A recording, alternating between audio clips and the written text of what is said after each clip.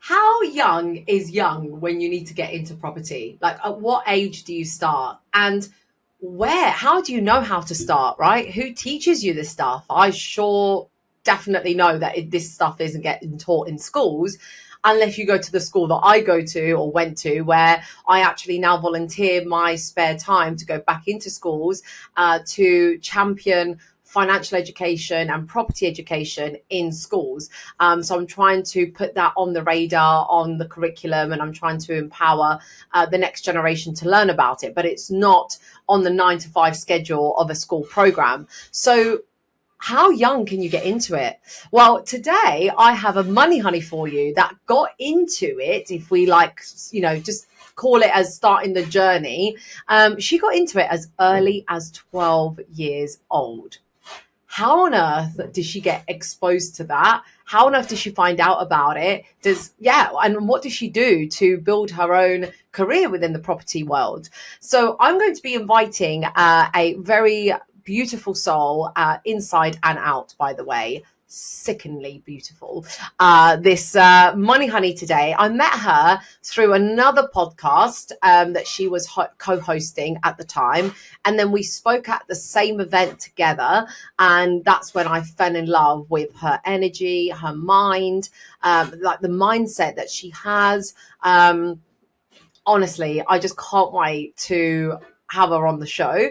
So I'll give a quick intro who she is. But if you are listening to this show and you're below 18, or you're in your early 20s, or you are a mother and you want to inspire your daughter or a friend of yours, then this is the episode for your friend, child, cousin, whoever it is that you want to show them the evidence that age does not hold you back.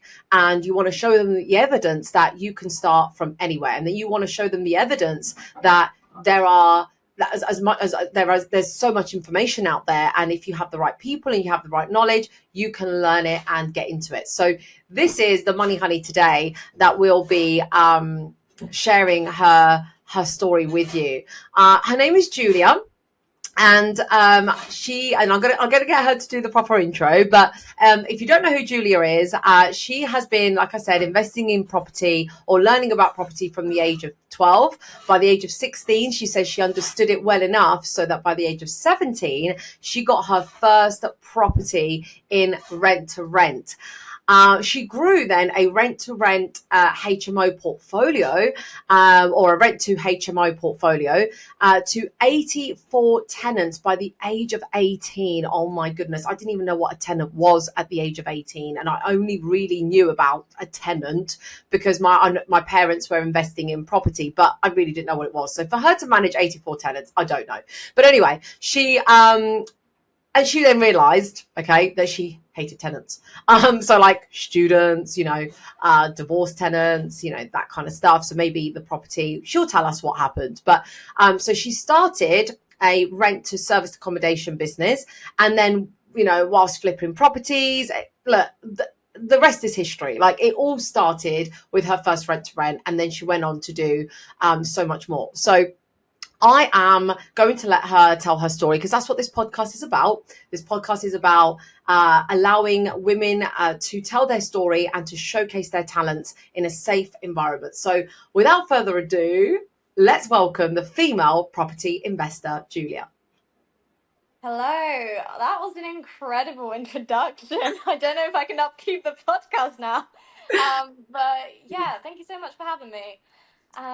Thank you for being here. You absolutely are going to take over the podcast. I want to do as little talking as possible because I want to celebrate you and just everything that you're about, Julia. So thank you for coming on the show. Thank you for being a money honey. Appreciate it. Oh, you're amazing, and it's an honor and pleasure to be here. But you pretty much covered it. I can't believe how much detail you've gone into. I've been following you for a while. I love your posts, your Instagram. I love the fact that you've got a similar like branding technique as to mine, where you wear like the pink and everything, whereas I've got the, oh my god, I love your pink cuffs. For anyone watching the video version, she's wearing a pink blazer with pink fluffy handcuffs, not handcuffs, oh my god, that's a different show, sorry.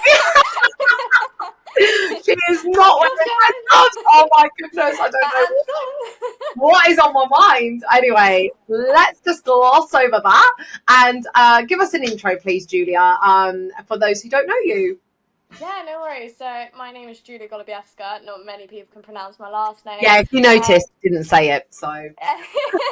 Yeah, I'm originally from Poland. That's where the surname has come from. But I brand myself as the female property investor because I want to encourage more women into property, but also it's because I'm a female and I use the hot pink because most people have said I'm quite bold and I'm very black and white. So the hot pink is that bit of fire. So yeah, so you said I started at 12. I started educating myself at 12. I think it'd be pretty impressive if I could have properties by 12. Unfortunately, no, not quite. I did start like learning about property, and I think I was just a very curious kid because circumstances change the person you are. And when I grew up, I had, the family, like the perfect family, as you would call, and so we thought. And I had a mom who had a business and my father at the time who had a business, and yeah, like life was great. We had this really nice house and I was the really popular kid with all the newest things, and that just flipped 360 within like 3 months. We've got completely like repossessed with our property, and basically my mum had to shut down her business. There was divorce happening, a lot of police stuff, and it was just a lot for like any child to ever understand. And I had a younger brother where there's 6 years difference between us. So at the time I think he was like, oh god, like probably what, 5? I can't, I've got a calculator for maths. But yeah, so it was crazy. And I think we went from a really nice house to a council estate. And I remember being this bratty kid because, like, you didn't know better. Like, you grew up as a kid who had everything and it was easy and you asked for it and you got it. And, like, I was going on spa breaks with my mum, like, every second week, So it was a really comfortable lifestyle for me as a kid. And then it all just 360'd. And I remember saying, like, I don't care where I live as long as I don't live in those horrible, like, stone things. And that was exactly where we lived. And I remember being terrified and mortified of like having electric radiators. Like, I don't have plumbed radiators. Like, what's going on? And having like a very tiny kitchen. Like, how are we meant to fit all our stuff here? And I remember being really concerned like with what's happening. And I just thought my mum decided to downsize. And I thought this is a horrible decision because we went from a nice big house with driveways and stuff to like a huge garden to like a flat, and it was just insane. So I then remember thinking, right, if my mum's not going to make the money, I'm going to make the money. And I decided to like start researching on Google, like how to become a millionaire. And you get all these things come up, which was like, okay, like you could do like real estate because it was in America, and you could do like crypto, you could do like e-commerce or something like that. I can't even remember what came up. Like, there was just a list of things, and half the things I didn't even understand. At that point I didn't even know what real estate meant. And what I ended up doing is like just taking each word out of that bullet pointed list on Google and putting it again into Google to find out the definition, and then went on images and be like, okay, real estate is houses. Okay, I want a new house, I want a nicer house, maybe we'll start there. And that's sort of how I went into it. And I then started like speaking with my mom and trying to research more about. I then found out real estate is an American term and property. And I remember sitting down at dinner and constantly saying to my mum, like every time I learned something new, I was like, this is what you need to be doing. My mum was like, yeah, if only it was this easy. Like, she was like, I was probably a nightmare kid to her because I was like, right, all you need to do is buy a property. And she was just like, okay, Julia, like, how are we going to do that? And I didn't quite understand the circumstances, because as a kid you don't, and your parents kind of shade you away, like protect you, as you call it. They want you to be a kid despite whatever hell they're going through. And I was just never that kid who accepted that fact. I was like, I want to know it all so I can help you. And then I was like, okay, you don't want to tell me it all, I'll figure it out. And that's sort of where everything started. And I read Rich Dad Poor Dad. I think that was at the age of 13. So 12 was like the research, 13 was when I read the first book. And I then got a better understanding of like assets and liabilities and all those sort of sections, and yeah, just more about investing. And I thought, oh, this is possible, like this is quite cool. And then I started realizing, like, I was quite honored to have friends. I've got a little dog here, so if you hear little growling, Oh, it's because she's a bit protective of oh my gosh, she's so cute. What's her she's a name? bit protective of the house. So yeah, so where was I? So I just can I just interject here and say that you were like, yeah, so I learned about assets and liabilities at 13. Like you were From a reading about, book, but yeah. yeah, but the fact that you could actually remember the word assets and liabilities from a book at the age of 13 is pretty insane. So like I talk for England. So like as a kid I always had this the thing I do the absolute best with the least amount of effort is I just talk. Like it's effortless, and I would always repeat everything I would read, which then would put it in my long-term memory. So even though I might have not understood it correctly straight away, because I kept repeating it and teaching people, I then embedded it in my long term. So by the age of 13, I completely understood it. But yeah, it was, to be fair, I don't know, like I think the way I always explain it to people, like for me it was natural and normal. So when people say like, oh, that's insane, I'm like, but then I think when I look at another 13-year-old, I'm thinking, oh, they're so little. So then I'm like, okay, I get other people's perspective now, but I never felt the age that I was. So like I always, when I was 13 I felt like I was 18, and when I was 16 I felt like I was 20. And the older I get, the more I can confirm that, because like I know how I felt when I was 18, and I know that I felt the same when I was 13, 14 and 15, like, and so on, like. But yeah, so I never felt my age, to be honest, and most of my friends are a lot older than me. And I do have a group that are similar age to me, but they're all very like incredible people. They've just got insane dreams, and I don't know, I fear just an ordinary life. And I think I always have. And where I've lived sort of in the council estate, and I just knew that I'll do anything it takes to not go back there. Um, and so I started at 16, like doing tenant finds and managements, and I was also working in job agencies. So I was making money, and I always wanted to travel, and I would spend my whole pay slip just to travel. And all my friends would be like, how are you traveling at such a young age? And we'd get like solicitor to write it off, allowing me to travel at such a young age by myself. And I would stay in some incredible places. And even though I spent my whole entire like payslip, I was only 16, so I didn't really have much responsibilities at that point, because I still lived with my mum. And I was able to make my money through, I worked really hard for it, and then I would spend it on experiences in like really amazing like villas and Airbnbs. And that's when I first learned about Airbnb. And by experiencing those, I then wanted that to become my everyday, because I then felt it. So then I could envision myself living like this every single day. So it was kind of a blessing in disguise, me actually spending my payslip to go on those vacays and stuff. And that's when I decided, right, I'm going to actually go into property. I understand enough. And I wanted to start with rent to rent, but of course, you're 16, like you go into estate agents, they say go back to college or go back to school. You approach landlords, the first question you get here is like, how old are you?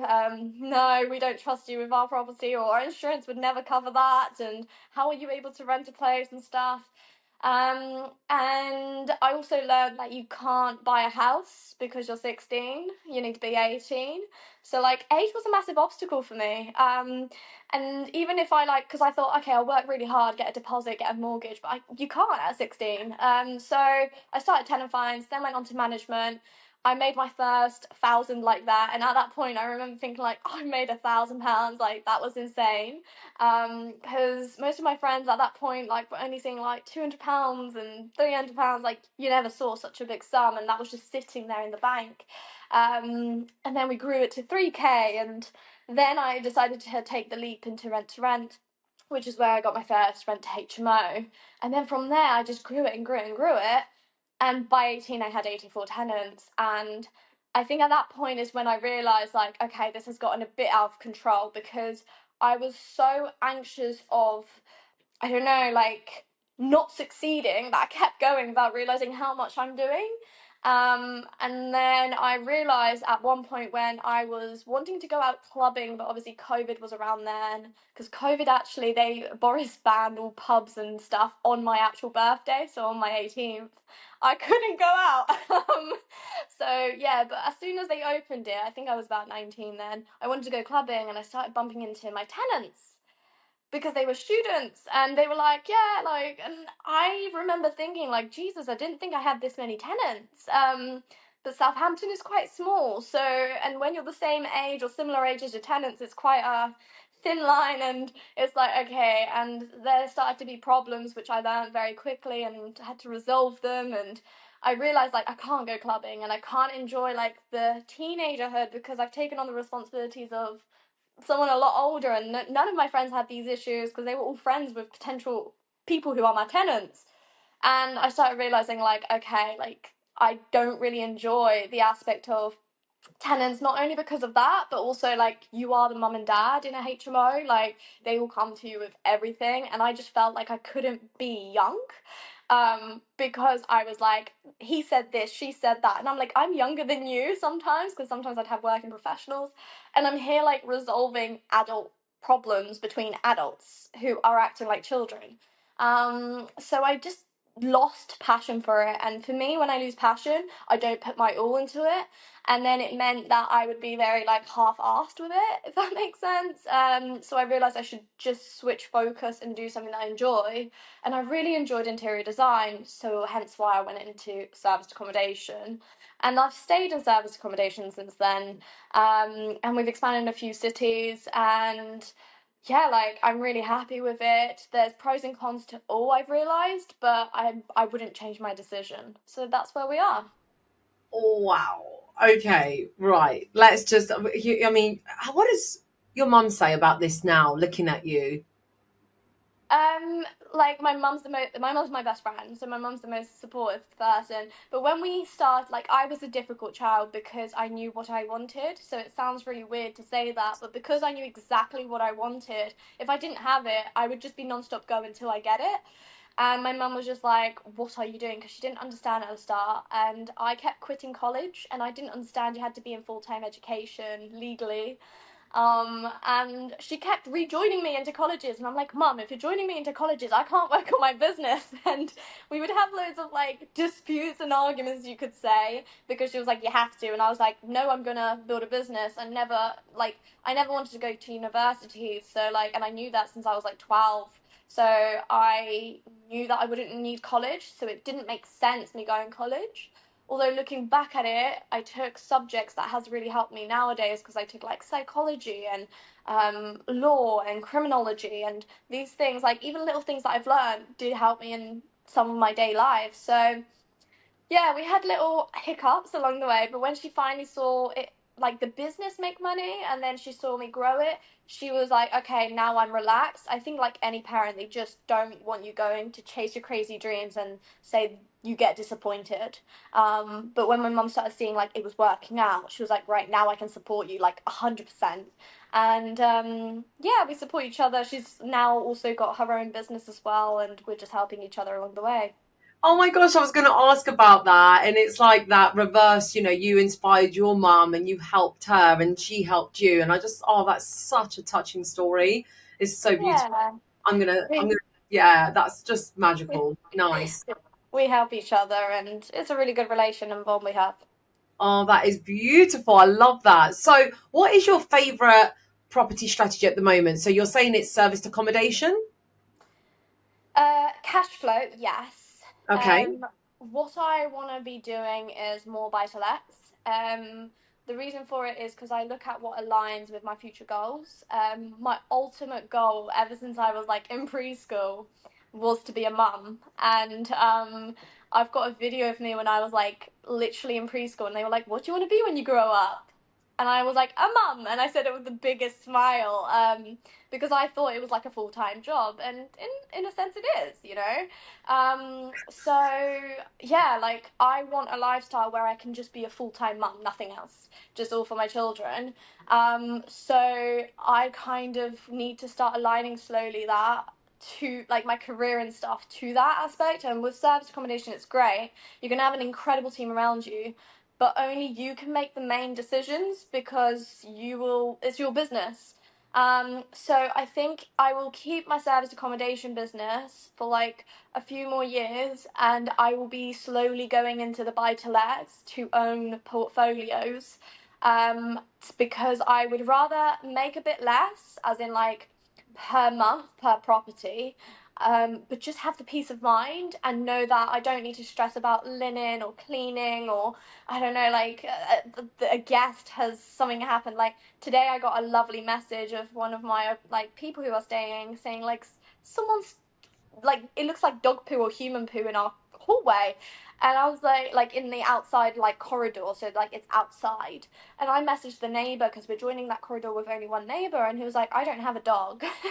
So someone's decided to take a dump in the middle of like just yeah. So like these problems I just don't want to deal with when I have kids. Like I want to be wherever in the hell in the world I want to be, and just all about my kids, and I don't know, play with Play-Doh and do the drawings, and I want to be present with them rather than having to stress about my business. But I want a solid business making money so that we can live in a really nice house and just have a good standard of life. So yeah, I'm just slowly replacing my service accommodation income into buy to lets. That's sort of my dream strategy, you could say. Oh my gosh, I just find that so touching that your like dream job is to be a mum, and and I think that's a very innate feeling that a lot of women have, not everyone, but a lot of women have that. But that's not what they work towards. That's just something they do, and then they have a job or like something else. But like I just find it so touching that yeah, that's I don't think I've ever had someone who's like, I just want to be, no, I don't mean like just as in I want to be a mum and that's like my goal. Yeah. And it's so beautiful, and it's really inspired me today because I feel like lately I've definitely been identifying more as like, well, I'm the new Comedia and I'm the money honey, and that's who people love. Like I've got to be that girl, right? And I'm slowly reconnecting with I can have a successful business and I can be a number one best-selling author and a podcast host and all that, but like who do I want to be without that? Yeah. You know what I I mean? think for me, like, yeah, I've got the branding of female property investor, which I'm only just started recently growing. And like, yes, I've got properties, but I don't do it to show off. Like, I do it because I can't work. That's just the truth. Like, Yeah, I'm a yeah, really bad employee, yes, and like same. when I think about like earning only like £100 a day and spending 8 hours on that or whatever, like I don't know how much you make nowadays. Like I haven't been in a job for the past 5 years or like 4 years, I don't know. So it's just like I can't imagine that. Like when I think like, oh, these like I make money as bookings come in, or I'll make money when my properties are rented. I can live with that, but I can't, and I have my time rather than me go every single day. I just don't understand it. I can't do that. And for me, like I've got a lot of things, but you won't see me show off my personal life as much on my socials. On my socials, everyone will say to me, like, "You're very business." And I'm like, yeah, because I almost like to have a private life. So, like, I will keep my private life private because when I do have my children, I wouldn't want them on my social media. I just want to adore them, with my family. And, like, my home is, like, my place, and I really keep that safe to me. And, like, just I don't know. I do it for my lifestyle. I do it for me and my family rather than be like, oh, look at me. I've got all these things. Like, I don't care if you think I've got this or you don't think I have this. I don't care as long as I know what I have and I don't have and where I'm heading. So Yeah. Yes, it is exactly that, Julia, because I've had this like constant battle about, I saw one of your presentations about mindset and goal setting and things like that. And I was like, am I setting goals because this is what other people perceive as success? Like if I don't have seven-figure business, like there's people out there like, oh, I've got a seven-figure business or I turn over XYZ. I'm like, I don't. Yeah, but But I it's also feel, like, where are you heading? So, like, I used to be very much like fear of missing out. I think I spoke about it on my thing, which was like, oh my God, like, they have this, I want this. They like, and it, like, okay, you can look at someone who are a multi-billionaire and you're like, I want their money, I want their lifestyle. But if you see all the shit they deal with, I don't know if I can swear, I'm so sorry. But if you see all the stuff they deal with day to day, you would then find that unsexy, if that makes well, sense. exactly. Like, you know what I was thinking? So, abs. Anyone got abs here? I've just barely find two every now and again. Like, if it's a good angle, good camera, I might have two tiny little abs showing. I'm trying to grow my guns at the moment. But anyway, so what I mean is, when I see someone with a completely ripped torso, like, and I'm talking like females, right? Like really gorgeous bodies and like really ripped torsos. And then I realize what they have to do to get the abs. I'm like, oh, right. Yeah, I don't want abs. Like, Yeah, I think I want abs, but but no, I don't want them. I don't want to do what you do. And then I also read, that was me thinking, like when I was, because I follow a lot of fitness, and anyway, I've been on my own like health and fitness journey. I've not always been, I'm still probably at times not actually happy with myself and my body, but who is, like I'm trying to love myself more, and I do now in comparison to my teen years, but I've done things to make me feel healthy and to be healthy, like actually eat healthily, sleep, and that kind of stuff, right? If you do the things that you need to do to feel it, you will feel it, right? You can't feel healthy if you're eating burgers every day. That's just scientific fact, right? And now with business, I read that, the Diary of a CEO by Stephen Bartlett, and he was talking about how he made like colossal success in the early days, but how he hibernated, probably didn't even wash at times, like didn't even see his friends and this and that. And I was like, oh, yeah, I don't want that either. So it's Yeah, like knowing that what you want I and what you have to do for it, you also have yeah. to want to do what you have to do for it. I always say, so like my mum always worries about me and's like, geez, like you need to, and I always just tell her one thing and she'll laugh if she listens to this podcast because she'll be like, yeah, is the more successful you want to be, the more sacrifices you have to be willing to take. And it's true in any aspect, as you said, gym, personal life, business life, anywhere. The more successful, like, it's just the harsh reality. I know some people will be listening to this like, no, it doesn't have to be. But if you look at anywhere you got in your life, you must have at some point sacrificed something to get something more. And I sacrificed my, like, people are like younghood, whatever you call it, right? Because I want to have a longer adulthood. Huh? Gen Z, you're a Gen Z, right? Yeah, like, but like, I don't know, most people will go like, oh my God, like you completely like ruined your teens and your adulthood, you wasted them away. But for me, I'd rather sacrifice my teenhood if it means I can have a longer adulthood and live my teenhood forever, rather than have to like live adulthood and let adulthood hit me real hard with a job and everything, you know? So Yes. I sacrifice that for something greater, but like, so for me, it's not a sacrifice, if that makes sense, because I care more about the future than a few parties here and there. So everyone has different sacrifices, and like sometimes something that's not healthy, and people will probably disagree with this, is like I will sacrifice my sleep sometimes, and I will sacrifice a few, like sometimes I will skip dinner because I'm so into admin or I'm so into growing something because I'm so excited and passionate about it, which is great at the time, but it's not quite healthy. So it does come out as sacrifices. Sometimes those sacrifices come unintentionally, but it's because you're building something. And just, yeah, I don't know. For me, as I said, like, it's what success means to you. Like, for me, success means just having my perfect family. Like, we're the strongest thing. Like, it's us against the world. And it's almost like we have our safe place of our home, only us and our closest friends know how the inside of my home looks like and what it is. People can think I live in a council estate. I don't care. Like, I don't have anything to prove as long as I know what I have. And I want to have the freedom. So it means if I want to go on holiday X amount of times, I can do. And, I have the businesses who can allow me to spend X amount tomorrow just to go on that holiday. So I just think for me, my main focus, my ultimate why is to be a mum, to have that family. And in order to have that, there's things that come with it. You need a house and, you need everything, the foundations and stuff. And for that, you need a business. So you sort of start there and then you build your way. And, it's what Simon says, it starts with why. Yes, Simon. Yeah, if you're listening, Simon, I do love that book. Start with Why. If you've never heard of it, guys, if you're listening, definitely is a one to read. We've also mentioned The Diary of a CEO, really good book to read. But yeah, Julia, I completely am like in total alignment with you. So, given that this vision is truly passion, you're truly passionate about this vision. It might be too much of a personal question, but how close are you to that family that you really, really want?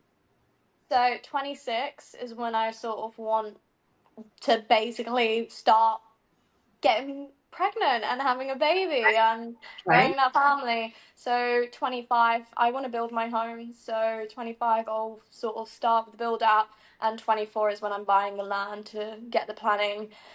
Now I'm just creating processes to see and test if service accommodation can be off hands, meaning that I don't even need to make the ultimate high decisions, and if that business can still run the way I want it, or would I have to sell that business to just buy more buy-to-lets? That's sort of where I'm in the trial and error section, part of things, and rent-to-rent is great to grow, but It's hands on in it, isn't it? yeah, and Yeah. I think for me going forward, it will be more collaborating with investors and providing them a return, and me then buying, growing my buy to let portfolio that way, or working on joint ventures with people to own jointly, like properties. Of course, like I also don't know if I'm that keen on joint ventures sometimes, because there's a lot of times that I have been fucked over through just joint ventures and stuff, and I think many people could relate if they've ever been in a joint venture. I was Um, going to say, let's chat offline because, I'm also looking to work with magical people, but equally, I do appreciate like how reserved you have to be. But a conversation maybe offline. So, but anyone listening, if you've got any buy to lets to sell, help my girl out. So anyway, so if there's good deals out there, we need to help Julia on her mission because I'm with you there. Now you've got a very clear plan of like the day you're going to buy the land and the day you're going to build it and all that. Do we have a special someone in your life, or is this something you're going to do regardless, independently on your own? Like everything is your choice, obviously. Yeah, so I like my private life is like quite private to me. Yeah, I've got a special someone and I'm really happy. It's taken me a long time and a lot of trial and errors, but I think I finally found, you call it that someone, the one or whatever. Um Whatever. Like we I said, it was personal. I yeah, we appreciate you help each answering, other but become a better selves, and our thing is always to say like, what can we do to be the best versions of ourselves? And I've never had someone who like they focus on them and being the best version of them, and I'll focus on me being the best version of me, and like together it's magical. So I hope so, fingers crossed. But only time will tell with these things, like it is trial and error. And I think for me, regardless, like I believe everything happens at its right and appointed time, and you have to go through everything to lead you to the next thing. And sometimes you have to go through pain to then come out of it even better than you ever been before. And yes. it's character building. So yeah, I've been through ups, downs, and roller coasters, but I feel finally composed and really happy where I am. So yeah, Yeah, but we'll well, see. I felt really comfortable and composed many other times, and then it didn't, and then suddenly I found my guy, and he Yeah. was the best. But also, I've also felt comfortable and happy in a job, and then suddenly woke up 30 years of age, broke, redundant, no savings, no money, big mortgage on my back. I was like, where did this come from? And Even so. Yeah, and that resilient, that was not on my vision board. Okay, Oh yeah. that did not. That I was like, why did things happen that I did not manifest? But they are. This is what I was saying about goal setting and being careful. Like, am I setting goals because other people think this is a goal I should have? And actually, Julia, you'll be surprised. Maybe you might be, maybe you're not. Maybe you might resonate with this. That I've achieved more goals and magical things that I didn't set out to achieve than the ones that I did set out to achieve. So the ones that I wrote down and I was like, I want this, something different or better or bigger happened instead that I didn't write down. So I was like, I'm achieving all these things that I love and I want, and I like better things that I'd imagined have come to me, but I never originally set them out. So now I've changed my whole like goal setting approach, which is this is my intentions. Like, Yes. this is the category of things. So like when someone says, what's your goal? I was like, to be honest, I'm achieving and living my dream life. Like, Yeah. it might be at this scale at the moment, and then it might be at this scale, and then it might be here, and then, but at the moment, I am 100% living out my dream life. Do I have a partner that I love? Yeah. Do we have a baby right now? No. So at the moment, I'm living my dream life that I love my husband. But one day my life will be like, I love my husband and my child. You know what I mean? But right now, it's still a dream life. It's still a dream to have this man. Yeah. Equally with my house, I have a house. I'm a homeowner. I'm on the property ladder, guys. Like, I actually have a roof over my head. That is a freaking dream. I don't live in the big dream house with the big dining room table that I would like so that my Italian family could all be around it, which is why I want a big dining room table and a big house. That, currently I live in a cottage, but it is a dream. Like, and if my life ended now at this level, I've achieved everything do you know what I mean? It's so funny you said that because literally recently, I think like a month ago, every single morning I put my phone on airplane mode, and every single morning I'll go out in my garden and I've got like a little journal, and the first thing I write is what is my intention for today. And every single day I have a new intention, and then it's like, what do I want to accomplish today? How do I want to feel today? And then it's, what kind of person do I need to be today to accomplish all the above? And it's so funny because I was walking my dog like literally 2 3 days ago, and I don't know what came over me because I've never had a moment like this before. And I was like, oh damn, like it's like I was seeing myself from someone else's eyes finally, because I could never understand it. And I was like, okay, I'm 22 and I have my own home, which is a free bed house. Like, that's insane. Like, most people don't have that. And I was like, and I've got my business and I'm not actually in a job, and I was like, what? Like, this is like quite fascinating. And I thought, and I never perceived myself like that. And I think we're so busy on going the next thing, the next thing, the next thing, the next thing. I want to be bigger, I want to be better, I'm going to be greater.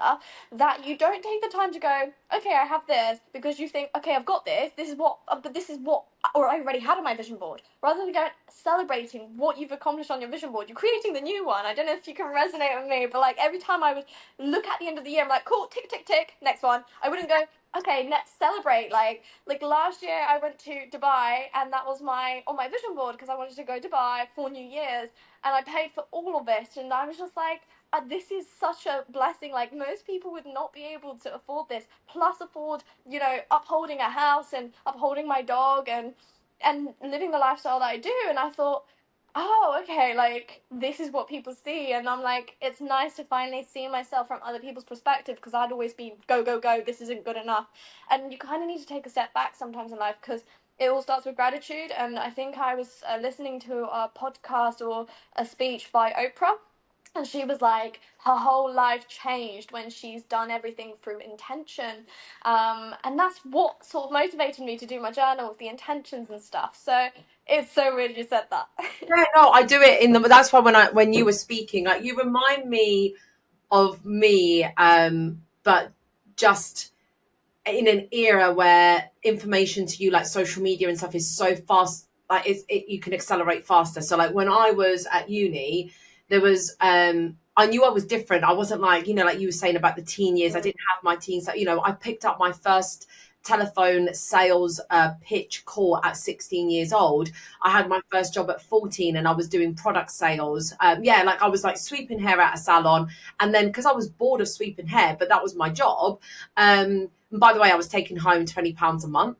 That's how, and I was working every Saturday. But that back then, I felt like the richest person ever. I saved up from my first ever job of working in a salon. I saved up money to buy my first laptop for university. And that success back then, I mean, I know you see 14-year-olds today on like Forbes magazine. I'm like, I don't even know who you are. You must be a human robot. But even back then, I was like a bit different. Like my friends were like spending money, like buying Converse and going out to Pizza Hut. And I did a couple of those. I did go to Pizza Hut with my friends, but I was like, oh, sorry guys, Saturday I'll work all day. I'll meet you in the evening. They were like, you're working. Why? They just couldn't understand why a 14-year-old was working. So yeah, I completely get what you mean, that my intentions were, how can I be 1% better than I was yesterday? So every new Saturday that I would go into that job, I got good at cleaning the salon, but then when the hairdressers were busy, I was like hostess. So like people would come in like to get their hair done. I'm like, oh, hi, can I get you a tea or coffee? Would you like to sit down? And then I just learned what they were doing. And I was just, even though I wasn't asked to do more, I was just doing more because I was like, but I've done the sweep in the hair. I've got nothing else to do now. Can I just then I started washing hair. So yeah, look, I don't know where life is going to lead us to next. I don't know what's in store for me, or I don't know, but Everyone has a magic ball. That's the thing. So that's why I said, like, when I was 16, I sat down at the table and I said, Mum, this is what I'm going to do. By this age, I'll have this. By this age, I'll have this. By this age, I'll have this. I'm quite grateful that I have managed to achieve all those, but the amount of shit I had to go through that I didn't mention on that table in order to get those was insane, and it was hell. Like, my friends who are my age look at me and they literally said to me, I don't think what you have is worth what you've been through. And for me, I say, I think what I've been through is worth everything that I've got today. So it shows everyone has different perceptions. Everyone is going different ways. Some people want a peaceful life. Some people just want the end destination. I'm the end destination type because I fear living an ordinary life. And I would rather go through hell, and my grandchildren are like, what have you done? Oh, I've done this, this, this, and I've been through hell here, but I came out the other side and I've done this. And it's like a journey and adventure. But I'm a massive adrenaline junkie as well. So, like, I kind of like that stuff. And some people just can't think of anything worse. Like, my life is non-stop go. That's not for everyone. But that is why I'm able to achieve so much at such a young age. And it's like, everything in life comes at a cost of something. And I heard about this one thing, is like everyone has different definitions of success. So like someone could come from being homeless and their dream is to just live in a 1-bed flat, and when they achieve that, that's them done for the life. Someone could be in a 1-bed flat and their ultimate dream is to have a house, and they have a house and that's them done for a life.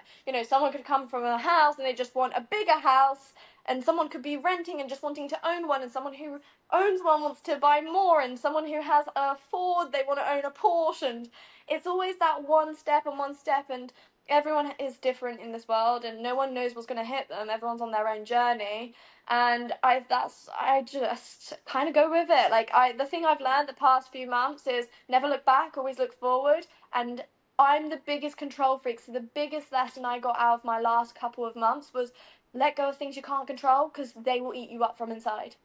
And it's like, as soon as you let go of the things you can't control, you realize like you're so much happier and you're so much more capable than anything else, because you're no longer trying to control things that are out of your control, and you're at least in control of your own environment and the things you can control. And that, Money Honeys, is the best closing remarks that I have nothing more to say to. There is nothing more I can possibly add than just sit with that. Rewind a few seconds back, rewind 60 seconds, keep rewinding and repeat it on repeat. That is your miracle morning routine that you could listen to on the way to work, or you can listen to on the way back from work, because you've just summed it up in one very relatable sentence for me personally, which is, if I can, why not? And if it's available to me and it's something I want to do, why not? Because I am in, like I say something exactly or very similar to what you say, which is my biggest fear is leaving a stone unturned that I had the power to turn. And that might be to some people like, oh yeah, but you're just chasing the next thing and the next thing and the next thing. I'm like, no, because you just don't know what was under that stone, or like that one extra person you could have helped, that one message that could have reached a different person, that one stone could have been a new connect. Like it could have been like, if I wouldn't have been open to going on Tinder to finding a partner, I wouldn't have the husband that I have today. Like that was the stone I had to turn and be open-minded to. So if you don't do it, you will live with, well, what was underneath? And I don't know, some people are happy with that, some people are happy to live not knowing. And you and I guess, and whoever feels like they relate, you know, if you're that person that just wants to do it, then just do it, because why not? So with that being said, thank you again, Julia, for being like probably one of my favorite shows, one of like top favorite shows. I love everyone that's on the show, but obviously not everyone's journey or story resonates with me because we're not in the same place, but I feel like you and I have a very similar attitude. So thank you for just being in my ear today. Like I've really enjoyed this. Thank you so much for having me, and it's an honor and pleasure to be here. And it's so nice just seeing you again. I know. We need to have a longer chat with cocktails, but let's leave that for another day. And for now, Money Honey is listening here. Thank you again for tuning back in. As always, we like to show, you know, the power of positive pollination, which is our motto here at the Money Honey, which is paying it forward and spreading that pollen, spreading that magic. So if you enjoyed this episode, please just share it with one other person, because you just don't know what that might do to them. Like I said at the beginning of the show, this could be for your daughter, this could be for your cousin, this could be for your mum, right? Whoever it is that you think this would help, please share, because Julia's given a lot of gold here today and her time is precious. So thank you again, and remember to subscribe so that you can be kept up to date with the next episode. Thank you, everyone. Bye.